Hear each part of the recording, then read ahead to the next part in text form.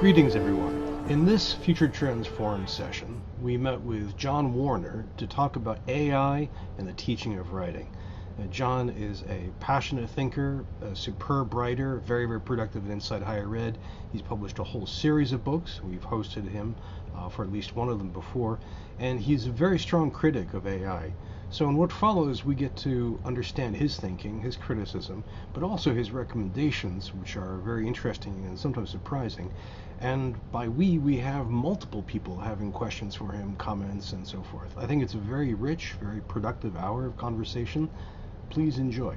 And if you like this, please don't hesitate to subscribe and like, and also, of course, leave comments. Enjoy. Now, speaking of chat, speaking of links, I want to introduce this week's guest, and he's a return guest. We've been talking about artificial intelligence for years now. We've been covering it in multiple directions. We've had guests from great companies like IBM. We've had critics, we've had experts, we've had celebrants, we've had journalists. Today, we're going to zoom in on a powerful critique of higher education's use of AI. And we're doing this with the help of John Warner. Those of you who got the email know about John's biography. This is a fellow who has been extremely passionate about teaching writing. I just put a link to his main website in the chat. He's been writing about writing and the importance of doing so humanely and creatively for years. He is definitely one of the great experts in this field. So what we're bringing him to talk about today is his brand new book, More Than Words, just out from Basic Books. I put a link to that in the chat so you can grab a copy. And there he issues a very, very careful critique of what higher education is doing wrong with artificial intelligence. He doesn't mention this cat, but you all know cats have to pay a visit here for the program. This is Spider the cat. But More Than Words gives a very, very detailed model of how to teach writing well, and then the ways that AI gets it wrong. And he concludes with, well, I'll say a bit more about that and how that works. But first, let me just welcome John. John Warner, tell us, where are you today? Where have we found you? I am in technically Folly Beach, South Carolina, which is just adjacent to Charleston, one of our beach towns. Although technically I'm not on the beach, I'm just on the far edge of the border of the town on a little spit of land. It's technically an island, but we've got a little causeway, so you can't tell. But I live in a place called Little Oak Island in Folly Beach, South Carolina. Now, is that causeway ever submerged, or is it always above? It does get submerged in really bad storms. Yeah, it's not a great thing, and Sure, you were something we do worry about time to time. you were living literally on the edge. Very much so. They call some people refer to Folly Beach as the edge of the country. It sticks out there pretty far. Well, I'm going to try to resist building on that metaphor because it is a juicy one. Um, but John, welcome back. You've been a great guest in the past, and I'm really grateful that you can make time for us today. And you know our tradition. We like to ask. Well, first of all, we like to ask if anyone has any animals, and clearly you've got a big dog. Is that it? Or A little dog. This is Quincy. If I talk on a Zoom, he activates. So I try to keep him in my lap, and he'll settle down he momentarily. activates? He What? he What? he gets agitated and doesn't like it, so he spends time on the lap. Oh, I can see that. Well, it's nice to meet Quincy. But our traditional question to ask guests is, what are you going to be working on for the next year? What lies ahead for you besides continue to be the most prolific writer in inside higher ed? It's really an amplification of the work I've been doing prior to the arrival of ChatGPT and large language models, which is trying to change the discussion around how we teach writing and the experiences students Hmm. have with writing in Hmm. schools. Um, this is something that I think is only more important now that ChatGPT is in the world. So Great. in that way, its arrival has been a kind of a boon to my career because people are talking about this. But I think it's also increased the salience and necessity for this. That we stand a chance of kind of losing a generation of students to writing experiences that do not allow them to develop important critical thinking capacities that not only serve as sort of ways to communicate with the world, but ways to sort of understand themselves and their own minds, which is something I've been advocating for years. So that's it's more of the same, but I would like to continue to deepen and expand the critique too. One of the things I'm most interested in, and the thing I'm noodling on about maybe the next book is how we learn the specifics of our professions. Hmm, I have a book called The Writer's Practice, where I hmm, teach that writing is a practice, right? The skills, knowledge, attitudes, and habits of mind of the practitioner. And I become sort of interested in um, really the specifics of how we develop our practices over time. And I jokingly call the idea a cross between Studs Terkel's Working, hmm. which is a book of oral histories of Yes, people's yes. jobs, and Richard Scarry's What Do Busy People Do in a Day, a children's book on that most kids, at least when I was a kid, you encountered it and you're like, wow, look at Yeah, like what do those people do? yeah. I want to answer the question, how do people learn to do what they do? And it's really rooted significantly in my own experience of teaching. When I first stood in front of a group of students as a graduate student in 1994 at McNeese State University, Yeah. I was terrible. I had no idea what I was doing. The idea that some 30 years later, somebody would introduce me on a forum as an expert in teaching is sort of mind-boggling to me. And it's not entirely clear to me how that happened. And I think that's true of a lot of people who develop expertise. So I'd like to think harder on that for at least over the summer and see if there's a bigger project there. That'd be a fascinating book with some very deep roots to that. Uh, and I'm just still stunned by the idea of the Richard Scarry Studs Terkel overlap. That's Two a of my big. favorite books. That's why. Anytime you can spend more time thinking about favorite books, why not? Why not Yeah, go that way? exactly. Well, speaking of which, let me put this in the chat. I hope you're going to continue the Biblio Oracle recommends. I'll put a link to your Substack, which always adds to my library and bookstore stacks every time it comes out. Um, so you already have a question, by the way, John, for your next book from Donald Clark, who wants to know if you learn more through doing or working. The one question I want to start off with is just for everybody. I recommend this book very strongly. One of its pleasures is that you get to spend time with John. He's very present in the book. It's partly autobiographical, and you have his tone, which is occasionally wry or self-abnegating, but always thoughtful, always rich, always jumping from topic to topic. Everything from uh, the great band AC/DC to E.O. Wilson's notion of consilience. It's a real pleasure to read. And it's also just a terrific curation of all of the critiques of AI. We have everybody from guests on this program, like Audrey Waters, to Emily Bender, and it's very thoughtful for this. In the first part of your book, in my reading of it at least, you have this charge of why generative AI is awful for writing. And you pit AI against a notion of what I was thinking of as a very humane sense of writing, where writing is there to develop a person's self, where a person tests themselves and grows through proactive friction, frustration, and they do this through practice, through repetition, through continually iterating their writing skills. Whereas AI just simply absolves all of that, erases all of that, and instead produces an outcome that you find to be pablum. Um, am I right so far? And would you like? Yeah, no, that's true. Writing, I argue that writing is a literally embodied practice that taps into truly our deepest senses of ourselves. You know, one of my mantras around writing, and this goes back. This isn't all of my books now about writing. Is that writing is thinking. It's not the only way to think, but it's a good way to think. And the people in this forum will have experienced this, where writing is both the attempt to capture an idea that is in our head as we sit down to write, or maybe less than idea. It might be I've started joking that there's subatomic particles of the idea, like the notion or Mm, the inkling mm, or the urge, right? There's that attempt to capture that, but in the doing, as we write, that idea changes. It shifts form. And we are, at least I am, continually surprised by what comes to me, into my head, into my consciousness as I write. And some of this are things that are in my subconscious, I suppose, or maybe even my unconscious.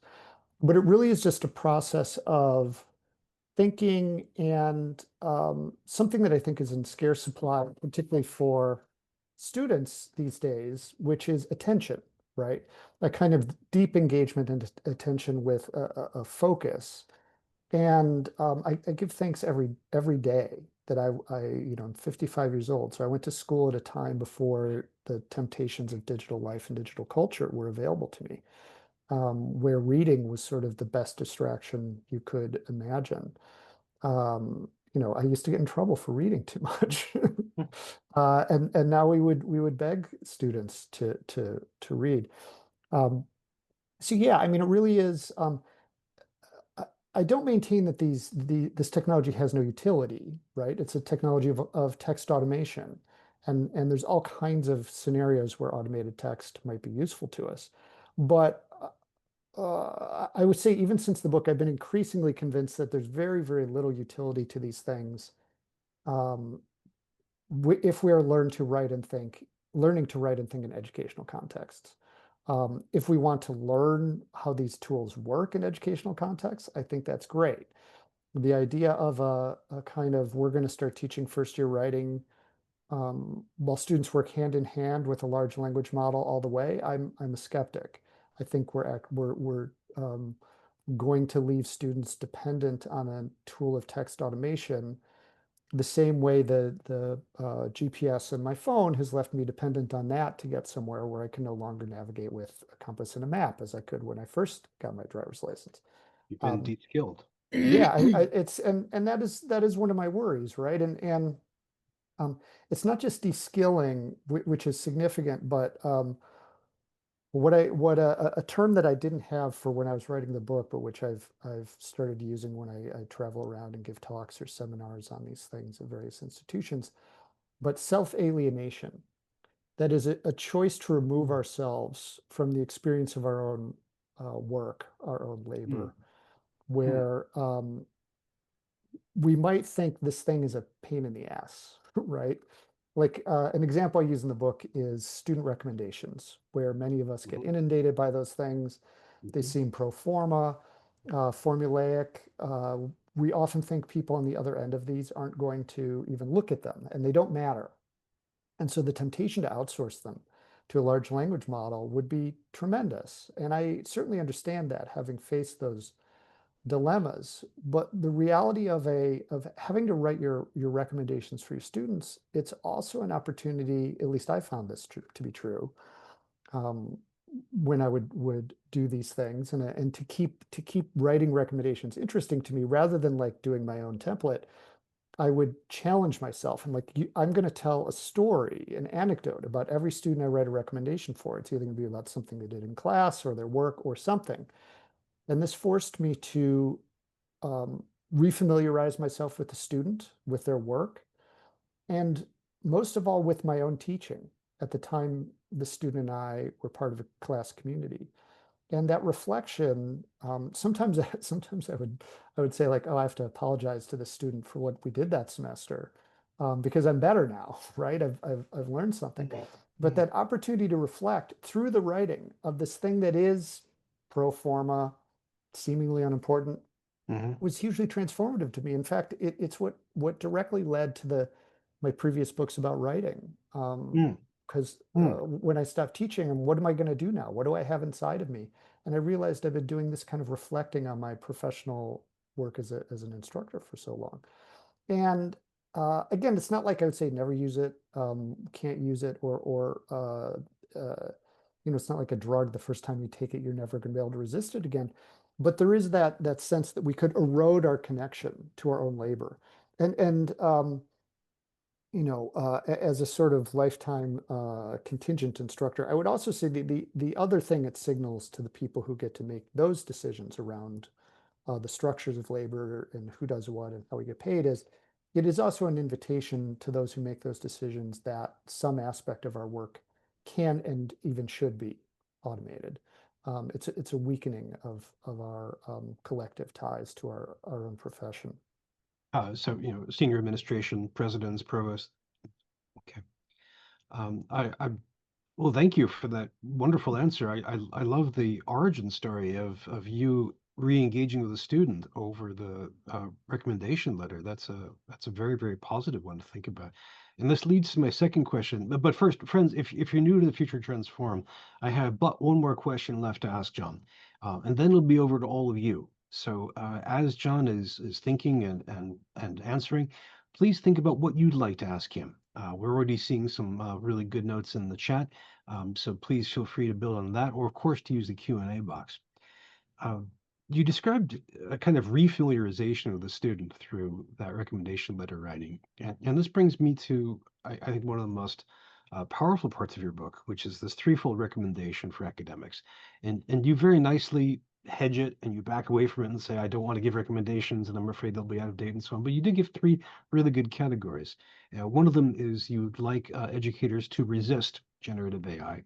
A second is that you'd like them to use this occasion to renew their sense of teaching and their engagement with learners, but then also they should explore. They should, and you give a nice list of different people to pay attention to on the score. I'm wondering if you just want to unfold that trio a little bit more of resist, renew, and explore, so that people can get a taste of what you're talking about. Yeah, I'm glad you noticed this because I'll be honest, I'm very proud of that ending to the book because it was not present when I finished the first draft. Oh, In the proposal of the book, I literally said, concluding chapters, something about what people should do with AI. I had no idea, right? I knew I would have to write the book to have something to say. But even when I finished the initial full draft of the book, the final chapter was a sort of tips and tricks. These are things to try, right? A kind of, even when I turned it into my editor, I said, this is lame. Something, I'll think of something better, but it's not there yet. And Resist, Renew, Explore really came just from thinking hard about like, how do we create the conditions that allow us to make productive use of this tech, very, very powerful technology. I wouldn't want anyone to think that I'm gainsaying um, the true innovative nature of what this can do. And the very fact that we have this, that this thing can generate syntax on an automated basis is kind of mind blowing. It still blows my mind even as I think about it, that it can do this stuff.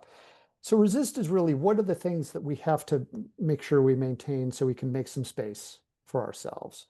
Um, Things like resisting anthropomorphizing this technology because yes. I think it fools us into treating it as something it is not. Renew is that process of getting back in touch with the meaningfulness of our work, our labor, so that the lesser values, educational values of speed and efficiency are set aside for what I think are the deeper, more pleasurable parts of the education space, which is engagement and that stuff. And then explore really is how what questions do we have to answer? What do we have to know? And how are we going to answer Mm, those questions? mm. And one of the great things about writing a book and then going on things like this and presenting and doing I've been doing a bunch of sort of all-day seminars at institutions who about like, we're really going to dig in on how to deal with this with writing in school contexts, is that I rethink my own thinking. And one of Nice. the things I realized I've discovered just in the last couple months is that the best exploration of this technology, the warning I would give us all is if you're trying to understand this technology, never be alone with a chatbot. Always have a friend. Huh, And huh, because the most powerful examples I've seen from people who huh. are exploring this technology in ways that uh, are ultimately beyond my ken, right? Beyond my capacity. The things that they're doing that are working are always multiple students working with an AI tool, Hmm, where the hmm, students hmm, are hmm, exchanging their impressions and ideas with hmm, each other, hmm. not with a solo with an AI. And that collaborative community, right? That we acknowledge the presence of this other, this AI, in our midst, and we understand it has power, and we understand that it probably has utility, but it also has implications for those things we value. Allowing students to have those conversations among themselves, along with the teacher, to understand where they are, because again, students are not a monolith when it comes to the use or attitudes around this technology. I think the more productive we can be around it. So that's the explore, right? I think Hmm. one of the unfortunate realities of our structures of education, and this is probably more true in K-12 than higher education, though it's true in both, is that dealing with these sorts of disruptions often falls on the individual and the individual instructor level when we're talking about class. It was true of the COVID pandemic largely, as the adaptation happened on the fly, and I think it's largely been true here. And the more we can create a sort of collaborative atmosphere where we talk about our values, where we decide, hey, what are the things that most matter to us? How are we going to keep those things alive in the presence of this technology? Good things will happen. It's forcing us to have overdue conversations about the kinds of things we ask students to do and the structures within which all of us work in higher education. I used to think of educational technology as a great defamiliarizer for education, and that might be the case. Um, so renew, resist, and explore. Thank you, John, for unfolding that. You can see, friends, why I recommend this book as well as this author. We have questions that are starting to come in, and I want to give people a chance to ask them. And so, everybody, your questions and comments are all very, very welcome. This comes from Meryl Krieger, who writes, I don't disagree with your point about the dangers of reliance in generative AI, but consider this, that the same concern around reliance in new technology has been coming around every time we have a new major shift as the invention of writing. Plato talked about Socrates' concern about writing, for example. My point, I agree that there are dangers in these tools, but the transformation that's possible couldn't that allow us to do more? Think about all the things we can think about when we no longer have to take the step of memorizing, for example. Yeah, for sure. I mean, these are the things we have to talk about, right? And the way I deal with this in the book is, uh, Brian, you noted that it's autobiographical, which was nothing that I set out to do from the beginning. It just sort of happened Hmm. naturally. I'm far too boring a person to write a memoir, but I do have a lot of experience with writing and teaching writing. And so I wrote a chapter titled A Personal History of Automation and Writing, Hmm. where I looked at just in my own lifetime, right? So I was born in 1970. I was in grade school learning the Reader's Guide to Periodical Literature and the card catalog. Digital catalogs, sort of mainframe searches came about by the time I was in, I guess, probably in high school and that sort of thing. But even when I graduated, I went to college with a typewriter, right? I got my first personal computer when I was in college. The internet was still, had just, the commercial internet had just barely taken hold when I finished graduate school in 1997. AOL was sending out their Yeah. CDs to everybody, right? And we were Wow. dialing up at 2400 baud. Um, Within a few years of finishing graduate school, I was working for a market research company in Chicago, and we had a T1 internet line, and suddenly a huge part of our company's research was about internet, was Web 1.0 companies coming to us. So um, I couldn't be a writer without some of those tools of automation. Like my handwriting is desperately poor, so I have to type. The tools Man. of research, search, and summarization made possible by the internet made it so that I could like write this book, right? Like I would while I was writing the book every morning, I would go and see what new thing had happened with AI and ChatGPT or whatever large language model in writing, and I would be incorporating it into the book in the afternoon. it's impossible to overstate the power of that as far as it goes. So it may allow us to do new things for sure, but I also think we have to be a little circumspect about what those new things are. A tool of automation is primarily increased speed and increased efficiency. And this may have benefits in writing, in professional contexts. I can think of many, including those that I encountered when I was in market research. But in a learning context, in a school context, I have a hard time just grasping where speed and efficiency are values that I would associate with learning. And the worry I have, where there's folks out in the world who make much better use of this technology than I do when it comes to their writing. I'm sort of set in my ways. I've integrated many things over the years, but I kind of have my method.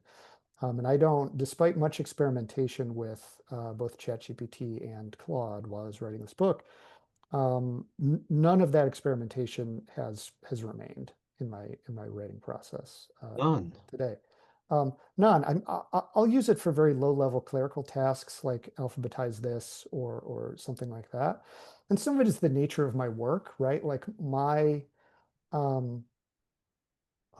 to the extent that I get to write words and have people pay me for them, people come to me for me.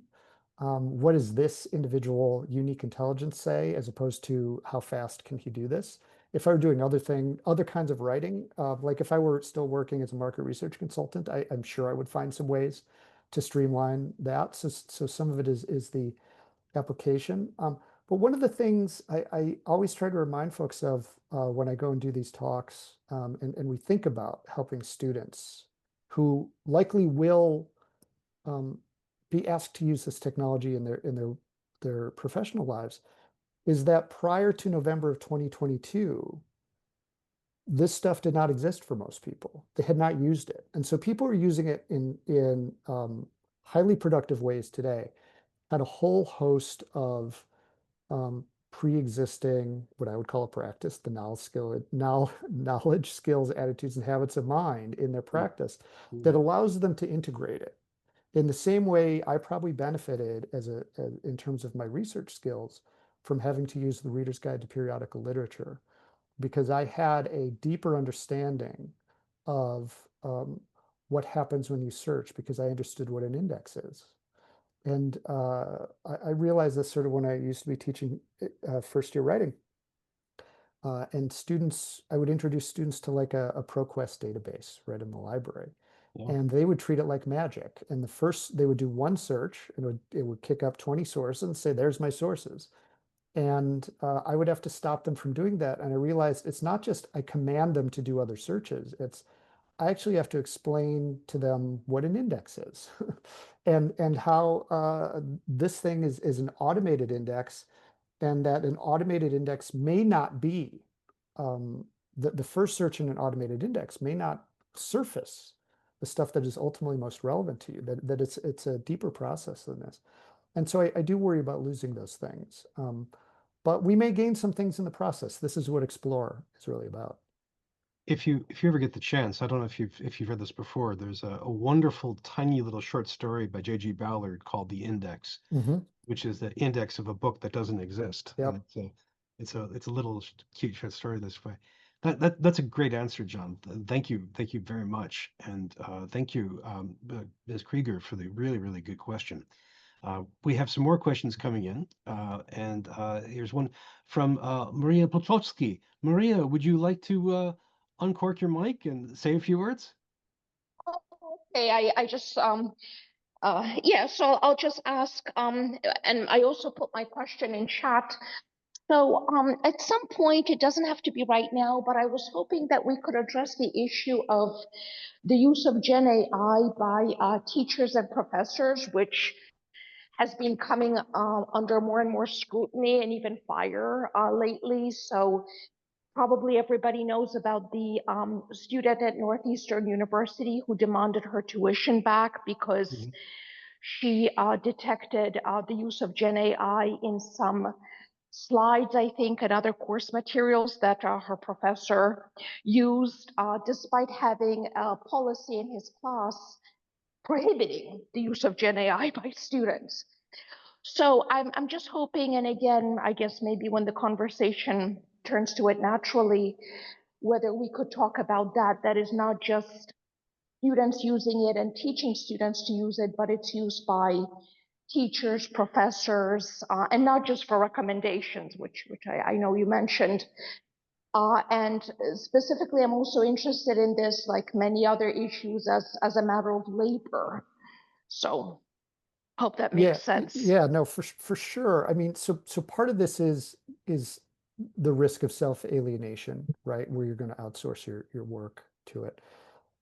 It's interesting to know that student's response, where she thinks she's getting a raw deal. She's not getting what she paid for, and this implicates what I think is probably the chief challenge of this moment, which is not necessarily the existence of generative AI, but the overwhelming system of education that is viewed as purely transactional as opposed to experiential. And so when students say, my teacher is using this rather than teaching me, they're acting like a customer who is not getting what they ordered, right? Um, it's tricky because on the one hand, I'm a 100% believer in instructor autonomy. Um, if instructors don't have autonomy to do their work, they can't do their best work. That's just simply the way it is. On the other hand, many, we might even say, at least in writing, what I did, the people who taught first year writing, work under conditions that are hostile to doing the best work that we know makes sense. Um, I never had even the maximum number of recommended students in the semester. I was always well over the maximum. In some cases, I was double or almost triple the number of students that the National College for the Teachers of English recommends writing instructors have. And Mm. so Mm. a tool of automation that takes some of that load is perfectly understandable why we would want to use it. But ultimately there has to be I think there have to be sort of red lines, and we would draw those lines individually the same way. um, these are moral questions, these are ethical questions, but we don't we won't have 100% agreement on these things. But something like using these tools as a to grade student writing where a human is not involved in any part of that process, I think is just a red line that should not be crossed. I think it's a betrayal of the student uh, to say, you're going to write this thing, it's not going to be read, because large language models can't read, they don't think, they don't feel, they don't communicate with intention. I'm aware of these studies that say that they can generate feedback that's similar to human responders and graders. Every study of those I've read where the AI does as good a job as humans, I look at the prompt and I say, well, I would never assign that because it's a lousy assignment. Yeah. And then I look at the feedback and I think, like, how is that helping the student become a better writer? It's not. It's almost purely evaluative. It's not formative. It does nothing to establish a relationship with the student that can help them advance in their practices. Um, so it's not like we can say, faculty, you can't use this if you tell your students they can't use it. But what I would say, a general rule, and this is sort of in my Renew part of the book, is we must act transparently with our students and with ourselves. I saw, it was actually a little sad. This was on Blue Sky. Um, a post somebody put of a teacher who was asking, who had developed a sort of feedback tool for her 9-year-olds students Mhm. writing, and wonder, what the ethics of that are, and what they could say to a principal if they were questioned on it. And I just found it sad because here's a teacher that feels like this could be a good idea. It's a horrible idea. to think like a 9-year, what does a 9-year-old need from a chatbot when they've written something? I'll keep the story short, but it's a big part of my origin story. I have it in all my books. I learned how to write in 3rd grade in Mrs. Goldman's class in Greenbrier Grade School, Northbrook, Illinois, when she asked our class to write instructions for a peanut butter and jelly sandwich, and then had us make those sandwiches following our own instructions to the letter. And there's a picture of me. It's my avatar on Substack. I use it in all my talks with my hand up to the wrist in a jar of peanut butter because I had forgotten to say you need to use a knife to spread the peanut butter on the bread. And that was an indelible lesson in the moment that writing has an audience and it has a purpose and it has consequences. And that's all I needed in the entirety of 3rd grade in terms of development as a writer. Practice after that, right? But in terms of like the learning, conceptual learning, it happened in an instant. And a system where 3rd graders are sort of being judged against a rubric that could be handled by a large language model is just a system that I think is in some ways hostile to those students' well-being. And that's what I would encourage us to investigate in those cases. So again, we come back.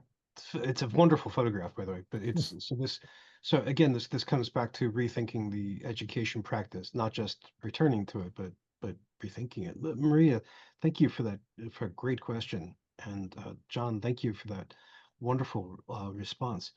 We have more questions that are just piling in, and I want to make sure people get a chance to ask as many of them as we can. Our good friend and our author and guest, Steve Ehrman, asks a historical question. It goes like this. 20 years ago, I expected the development of the web and multimedia would lead to further advances in student thinking and communications. Advances such as argument structures that had neither a single beginning or ending, enabling people to continue to consider and write about, say, culture in better ways than with a strictly linear argument, or putting points across quickly with images or videos that would have required far more text and rewriting and so on. Did that actually happen, do you think? Yes and no.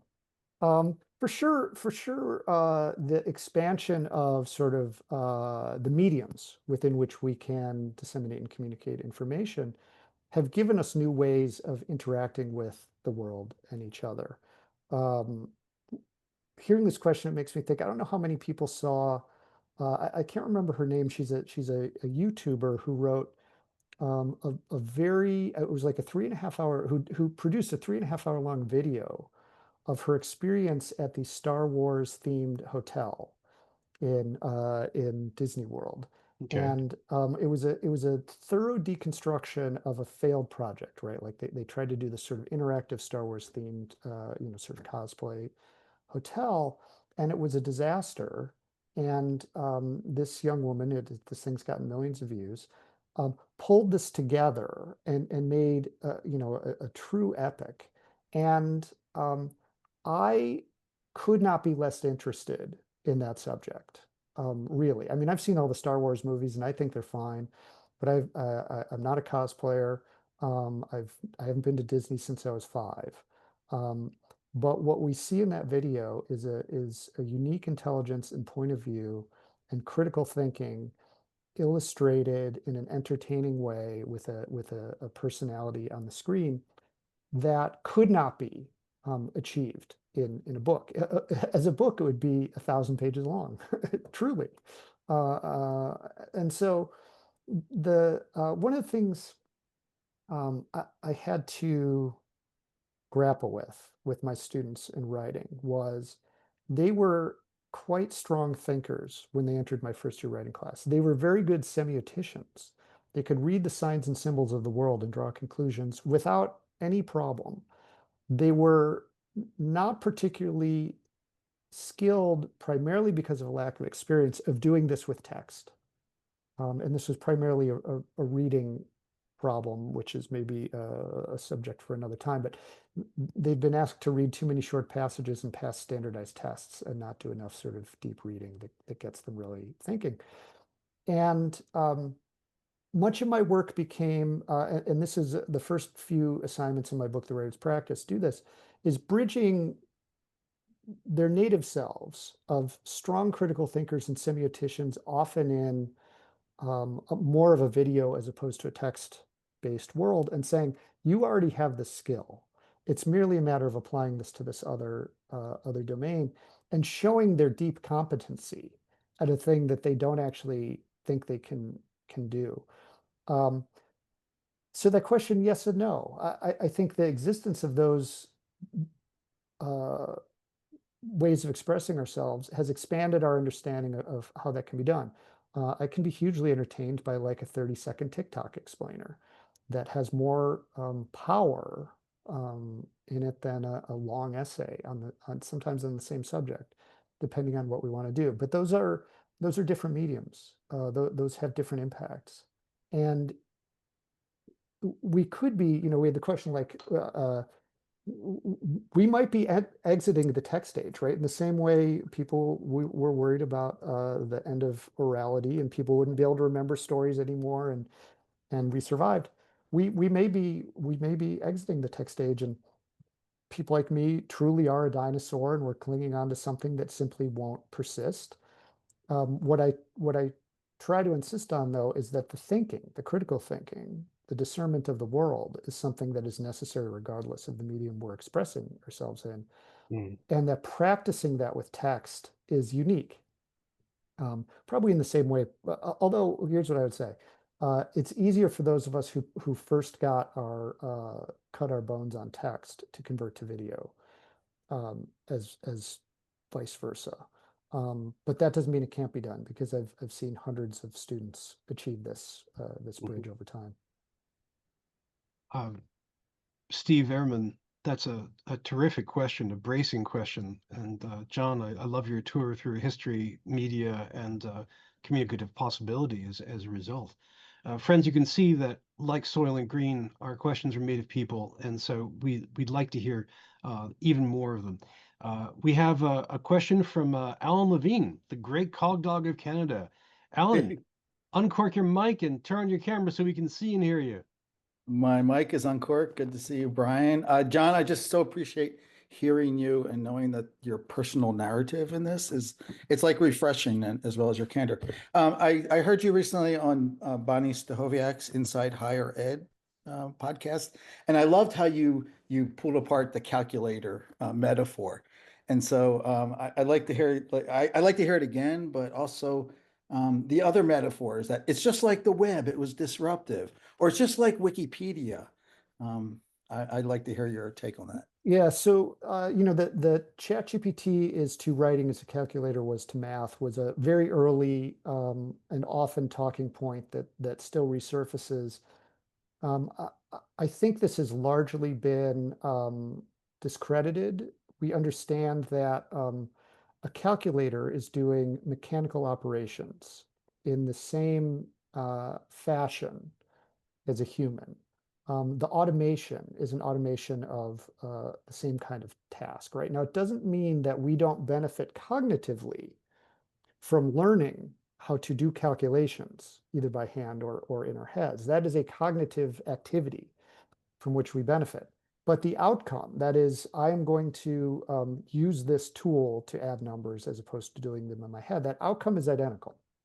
That process is the same. And we can make a very strong argument that outsourcing that mechanical process does open the door for deeper mathematical thinking. What ChatGPT does, which is automatically generate syntax or tokens, which becomes syntax, is not what happens when humans write. It's a process of patterns and probabilities and symbols. But symbols, and this I borrow from Eric Salvaggio, who has an essay that I highly recommend called A Critique of Pure LLM Reason. And the symbols are not sort of like when we see CAT, cat, we picture a cat. It has meaning to us. And we think about the cats in our lives. I think about the cats in Brian's life and in his lap and in his back of his chair, right? When a large language model conjures up cat as a token, it's like any other token. To the model, it's indistinguishable. And that matters. I believe it matters. And the fact that it is not the byproduct of thought or feeling or communicating with intent is just a fundamental difference between human-generated syntax and large language model generated syntax. So we can't mistake that end state, right, the product, as the same just because they may appear similar once they are in their product state, because they just aren't. Alan, thank you for bringing John back to his past on a great podcast, which Bonnie is wonderful, and I really appreciate that. And John, this is just getting better and better. And in the chat, which I will share with you afterwards, we've got an interesting series of discussions, including on to what extent we can use AI autonomously on its own versus to what extent we need to double down on the personal experience. We have another structural question, and this comes from our good friend Kiel Dunch, who asks um, about a different kind of structure than we've talked about. He says this, in my view, the single biggest structural flaw of higher education is the degree system with its high costs and arbitrary 4-year seat time. It's a big conflict of interest for colleges to be the teachers and also the issuers of the credentials used in hiring. Third-party alternative credentialing and skills assessment has the opportunity to bring college costs way down. Students would not be required to get any more college than what they need for jobs. I would like John's thoughts on this. Well, I am a longtime critic of the structure of higher education in the United States, because I think there is a fundamental disconnect between what I see as the mission, teaching and learning and research, and what I describe in a previous book, Sustainable, Resilient, Free, as operations, which unfortunately in today's day and age primarily revolves around securing sufficient funding to keep the institution running. And we've seen this vulnerability only incredibly highlighted with the ongoing attacks on higher education coming from the federal executive. Brian, I know you were looking, like many of us, were looking at sort of the latest move to restrict Chinese nationals who are here on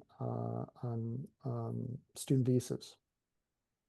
This is both an attack on sort of freedom and democracy, but it's also an attack on the fundamental finances of higher education institutions, many of which are dependent on these students. And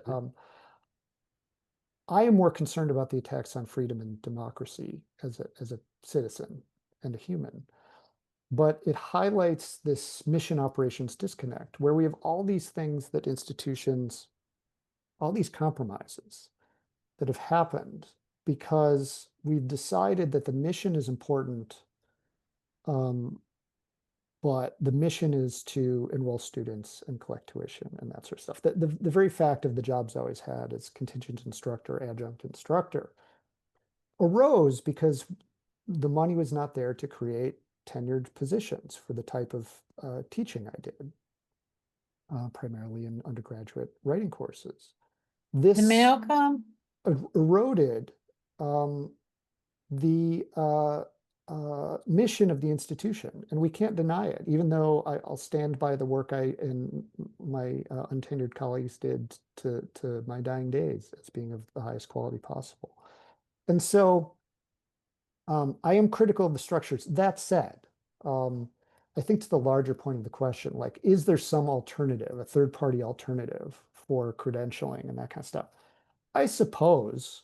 I think we've sort of this was kind of the promise of MOOCs at one point that hasn't really borne out. And ultimately, this is my nature and my beliefs and my system of values. I just see higher education as being much more than preparation for a job. Higher education, my educational experience made me as a person. And I was not a good student. I read often about what a lousy student I was, both in high school and college. I was very mediocre. But I had an array of experiences in college. I had just a handful of mentors, a sufficient number of mentors to point me in the right direction and to make me curious. Um, I met my wife, the woman who would become my wife, my senior year of college, and we're still together today, almost 25 years of marriage, 34 years together. Um, Oh, these are just indelible parts of my life. And so the idea that because colleges are inefficient, because they are vulnerable to these sorts of attacks, because they are decidedly imperfect, that we have to find some sort of alternative, I think is um, I, I wonder. That said, I would be happy for alternative credentialers to pop up for specific use cases, right? mm, A mm. 4-year degree for something that doesn't need a 4-year degree is dumb. It's a waste of time and energy and money. So it's not that I think we don't need to sort of throw out the system. The ideals of the system I still believe in strongly. What the system has become, the ways it's become vulnerable, and now the ways it's being undermined and attacked is the problem. Well, thank you, Keel. As always, I appreciate you following that passionate concern of yours. And John, I like the way you tackled that from multiple directions. Um, and again, one of the things I love about the forum is that we can disagree and build and continue to develop without killing each other, which is a really good thing. Um, we have time for a question from our dear friend and guest, Tom Hames. Tom, you have time to unroll one of your classic questions. Go ahead, sir. I don't want to cut in line because I think John Lynch was up first, but No, I've got you uh, on top. okay. All right. All right. Um, so a lot of what you keep coming back to in terms of your arguments about this sort of thing reflect something that I find a little bit frustrating with the way people approach AI. And admittedly, most people are looking at it in this way, and that is that they use AI to generate answers.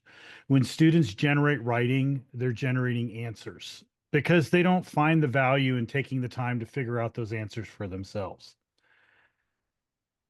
I use AI very explicitly, both in my own work, but also I'm trying really hard to teach my students this as well. And admittedly, this has always been a problem with with teaching in general, not just um, in the long before AI ever came around in terms of publicly accessible AI, is to teach questioning. And I think AI is an incredibly powerful tool to get us to a point where we start to teach questioning. And I think a lot of people dismiss it because they focus on its poor results when it comes to getting it to answer. I mean, yeah, sometimes it's useful. Looking up a process for doing, installing my doorbell, 90% right gets me a lot of the way there, right? But so I'd like to turn that around and ask you, do you see the power of using it as a questioning tool, and how would you try to orient instruction around writing? And I use it writing extensively, not to write for myself, but to work on my own writing with as a partner. Um, how do you see that relationship working out with students on the student Yeah, teacher level? yeah. This is a great example of the explore part of the equation, right? And one of the things we're exploring is, what do we want students to do? How do we build their practices? And the point about questions, I think, is excellent, because the thing I realized teaching first year writing for many, many years and evolving my teaching of first year writing is that for many years I was asking them bad questions, because the questions I was asking them was to essentially try to uncover something I already knew so that they could prove they then also knew it. And that is just a lousy use of everybody's time. And as Mm, soon as mm, I fundamentally changed the orientation of my course to, this is for you to uncover what you know and think and believe, and share that with the rest of us in a community, it transformed how I taught. So some of it is just shifting the frame, right? If we shift the frame of instruction, we can immediately find different uses for this kind of technology, not as an outsourcer, right, for writing, but as a tool for engagement. I think Tom is describing something that I hear a lot of people talk about, which is sort of AI as a thought partner, right? Mhm. And I have seen now multiple demonstrations of people doing this in ways that blow my mind, truly. And I'm deeply impressed with, and I have no doubt that these are productive, generative, pardon the pun, uses of this technology, where they are not sort of outsourcing their thinking. They're using it this way. Um, I am happy for people to do those experiments. I have tried them. I was guided by somebody. This was still while I was working on More Than Words, and a guy sort of blew me away. And I said, please, you're going to be my teacher, and you're going to show me how to do this. And he tried to show me, and it did not work for Hmm. me. And it Mhm. didn't work for me because I could never let go of what I know to be true, which is that the AI, the large language model, is a simulation of thought, not thought itself. I could not let it go. Hmm. And so every time it would give me something, Hmm. I couldn't, it was not fodder for my thinking, but I've seen it be fodder for others' thinking. But what I insist on, and would want to make sure students are very clear about, is that when we say we're using AI for a thought partner, the analogy I sometimes use in my talks, was like when I was a kid and I was bored, and there's nobody to play with. Sometimes I would grab a tennis racket and a ball and I would hit it against my garage door, right? Right. I'm not playing tennis. I'm hitting a tennis ball against a garage door. Now, are there skills involved with tennis in doing that? Absolutely. But I'm not playing tennis. And so doing that sort of thought partner work with the large language model, I think, can be hugely interesting, hugely productive, even revelatory for some folks. But I would maintain only one party in that exchange is thinking, and it's the person. Mhm. And as long as students can keep that in mind, and we're building their practices in that process, that's the exact kind of exploration we should be doing. Mhm.